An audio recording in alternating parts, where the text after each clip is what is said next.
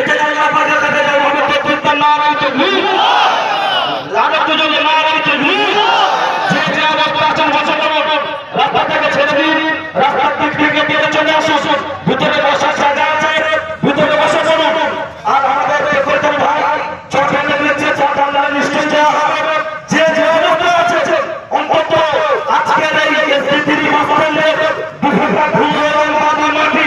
আমাদের জামাই এটা শাসনটা আমরা ইউটিউব থেকে যুদ্ধ করতে পারিনি কিন্তু আমরা প্রশাসন মামলা জানিয়ে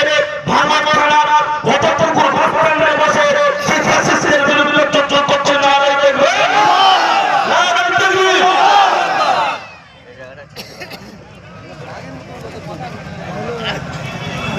বড়ালী আইনপাড়া জামে মসজিদের ইমাম জনাব মাওলানা সাসরা হোসেন সাহেব তিনি বক্তব্য রাখবেন।